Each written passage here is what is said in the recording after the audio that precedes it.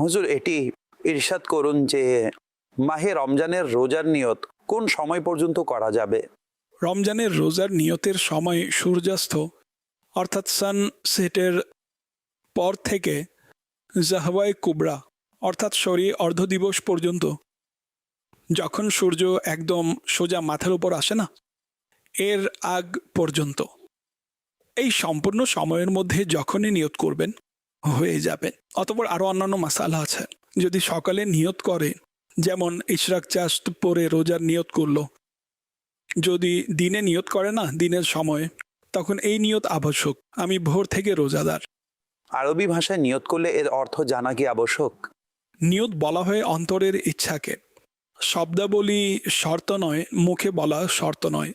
যেমন ধরুন, সাহারি করছে, জানে সাহারি করছে, সাহারির অভ্যাস, রাতে উঠে খাবার কে খায়, সাহারি করছে, জানে কালকে রোজা আছে, সাহারি নিজেই হচ্ছে নিয়ত। আরবিতে নিয়ত করলো, অর্থই জানে না, শুধু আরবি শব্দ পড়লো, অন্তরে নিয়ত নেই, তাহলে কাজ হবে না। অন্তরে মস্তিষ্কে থাকবে আমি রোজা রাখছি, রোজার নিয়ত করছি, অর্থ জানে না, এও তো সমস্যা।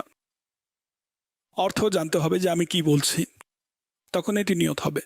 তবে অন্তরের ইচ্ছার সাথে সঠিক হবে, অন্যথায় নয়। যদি কেউ সূর্যাস্তের পর থেকে রাতের যে কোনো সময়ে নিয়ত করলো, অতঃপর রাতেই পানাহার করলো, তাহলে কি নিয়ত ভেঙে যাবে?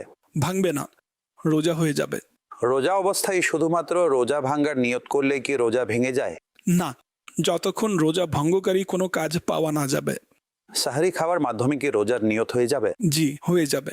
তবে তা সাহারি হতে হবে, শুধু সাইরি চলবে না। সাহারি এবং সাইরি অর্থাৎ শুধু শুধু খেলে, এনজয়ের জন্য খেলে, অথবা এমনিতেই খেতে থাকে, ফুড কালচার, বুঝেছেন তো, হবে না, সাহরি করতে হবে।